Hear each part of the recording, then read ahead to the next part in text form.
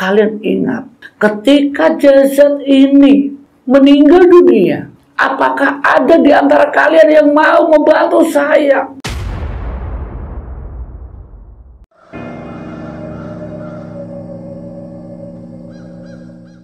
Bismillahirrahmanirrahim.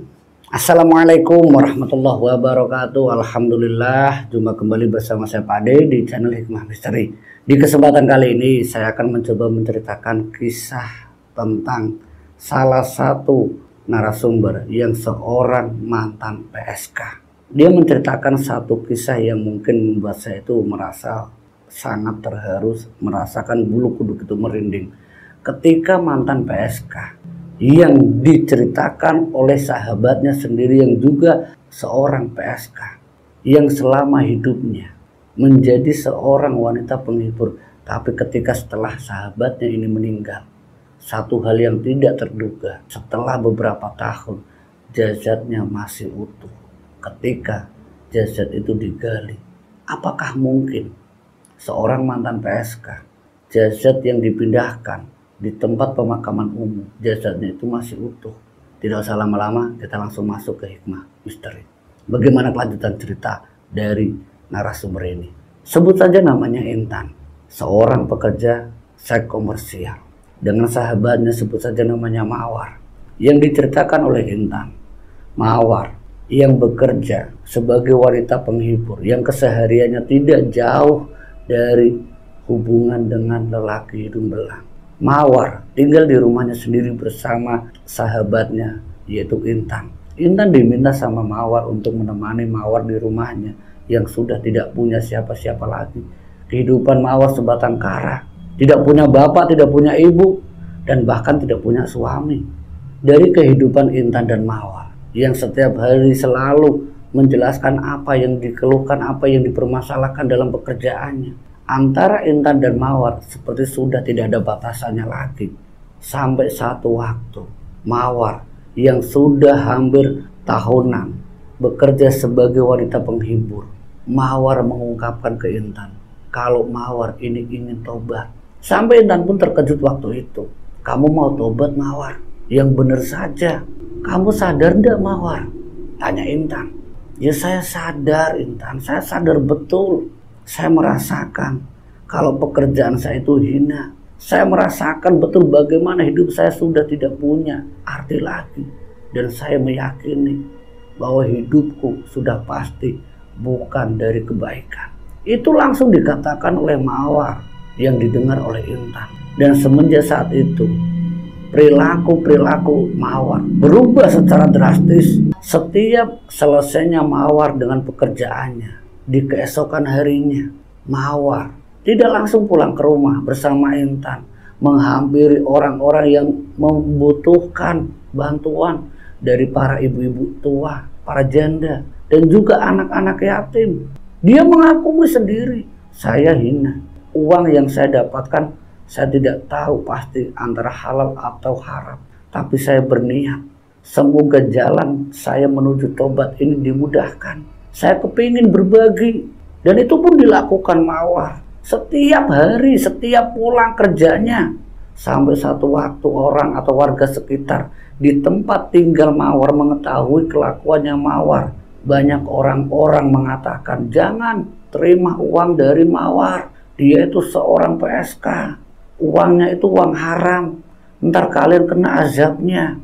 Dan semenjak saat itu, warga atau masyarakat sekitar tempat tinggal Mawar yang selalu dibantu oleh Mawar tidak mau terima bantuan dari Mawar. Tapi hal seperti itu tidak sedikit pun membuat Mawar itu berkecil hati. Dia tetap mencari orang-orang yang membutuhkan bantuannya, dari para pengemis, dari para pengamen, dan dari orang-orang yang ditinggalkan suaminya.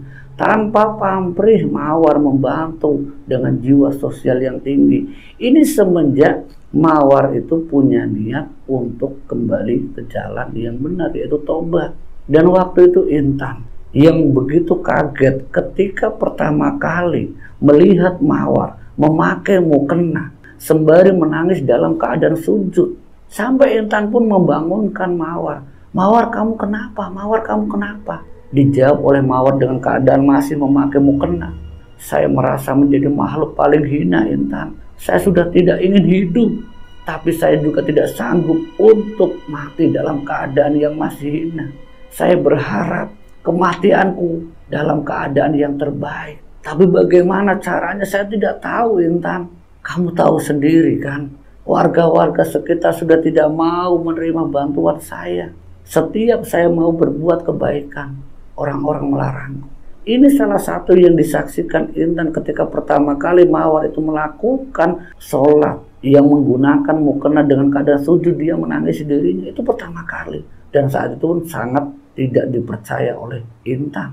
Tapi semenjak saat itu, keseharian dari Mawar, dia selalu keluar setiap kali mendengar adzan.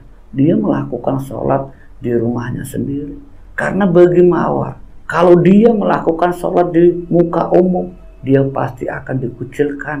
Karena tidak mungkin seorang PSK yang pekerjaannya melayani para lelaki hidung belang, yang tiba-tiba memakai mukena terus berjamaah di musola umum, akan dibilang apa? Untuk menghindari omongan-omongan sekitar. Dan Mawar yakin bahwa Tuhannya lah yang maha tahu apa isi hati dan niat dalam jiwa Mawar. Itu disampaikan ke Intan. Sampai satu waktu, niat Mawar yang ingin melakukan tobat, tapi satu ujian yang berat bagi Mawar. Dia mengalami penyakit yang sangat mengerikan. Yang lain penyakit itu adalah penyakit AIDS. Akibat banyaknya lelaki atau hidung belang yang dilayani oleh Mawar. Itu proses yang dialami oleh Mawar. Dan semenjak Mawar ini mengidap penyakit AIDS, Intan yang sebagai sahabatnya sendiri yang setiap hari bolak-balik ke rumahnya Mawar. Semenjak penyakit itu datang menimpa Mawar, teman-temannya yang ada di lokalisasi sudah tidak lagi mau datang menjenguk Mawar. Karena mereka takut kalau penyakit AIDS yang diidap Mawar itu menular ke mereka. Tapi tidak bagi Intan.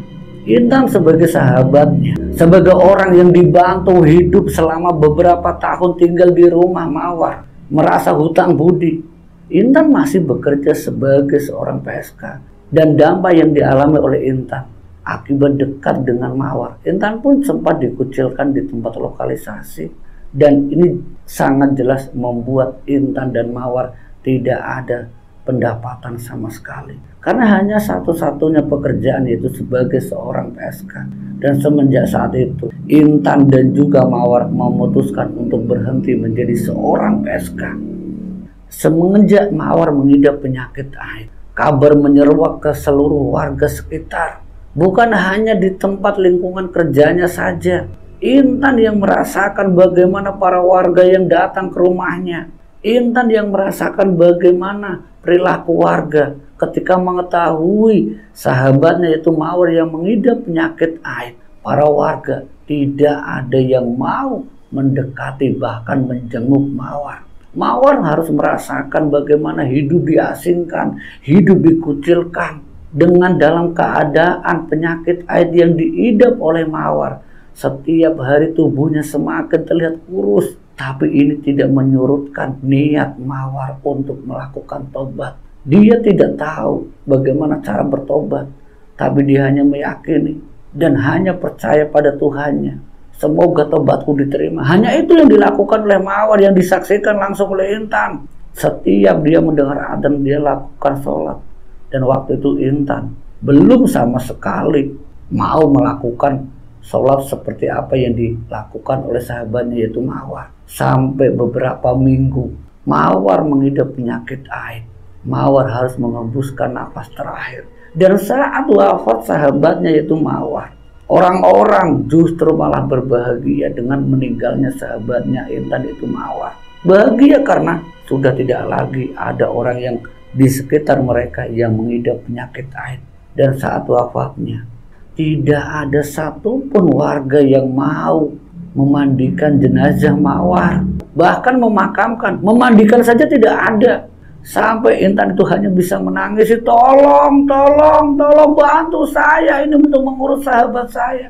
Teriakan tangisan Intan tidak ada artinya. Bahkan mereka hanya melihat dari kejauhan sembari bertepuk tangan. Ini azab bagi kalian mati dalam keadaan haid, itu azabmu. Itu teriakan-teriakan dari para warga itu didengar oleh Intan. Dan saat itu yang sudah tidak ada satupun orang yang mau membantu Intan untuk mengurusi jenazah sahabatnya itu Mawar. Semampunya Intan, dia beli kafan sendiri, sebisanya. Sampai ketika sudah dimandikan, sudah dikafani oleh Intan, diikat tali pocongnya, diposisikan sedemikian rupa layaknya orang yang akan menghadap kehadiran Sang Pencipta. Semampunya Intan itu dilakukan untuk menghormati sahabatnya Mawar yang meninggal dalam keadaan tubuh yang sangat kurus akibat haid yang dideritanya. Saat sudah dikafani pun para warga tidak ada satupun yang mau mengangkat jenazah Mawar ke pemakaman. Sampai Intan menunggu beberapa orang yang mau ikhlas membantu Intan. Tapi sampai sore hari pun hampir 8 jam. Dari pagi sampai tengah hari sekitar jam 3 sore tidak ada satupun yang mau membantu Intan untuk memakamkan sahabatnya itu Mawar. Dan sampai akhirnya Intan memakamkan jasad sahabatnya di belakang rumahnya sendiri dengan cangkul sebisanya dan semampunya dan sepengetahuan Intan. Dicangkul, ditata sedemikian rupa sampai nisan pun itu dibuatkan oleh Intan. Itulah yang dialami oleh sahabatnya Intan yaitu Mawar. Dan keadaan Intan yang waktu itu sebagai penunggu rumah Mawar, karena dia bukan pemilik asli rumah itu, Intan pun mencari kontrakan yang lain. Sampai singkat ceritanya, semenjak Intan memakamkan sahabatnya di belakang rumahnya, 5 tahun berselang, sampai satu waktu kampung tempat tinggal Mawar ada penggusuran dari salah satu kontraktor yang mengharuskan para warga untuk pindah ke tempat yang lain. Dan mereka sudah dapat ganti rugi dan rumah-rumah itu pun dirobohkan. Kampung itu yang rencananya akan dibuat pabrik. Tapi ada satu kejadian di balik rumah-rumah yang sudah dirobohkan termasuk rumah Mawar. Ketika alat berat yang didatangkan oleh kontraktor tersebut yang ingin menggali untuk fondasi pabrik tersebut, satu persatu alat berat itu diturunkan. Sampai puluhan alat berat itu digunakan untuk menggali tanah-tanah dan menguruk tanah yang berlubang. Dan saat menggali di area rumahnya Mawar, salah satu pekerja yang mengoperasikan alat berat merasa sangat aneh. Ketika tanah itu hendak digali dengan alat berat itu sampai berkali-kali tidak mampu mengangkat tanah tersebut.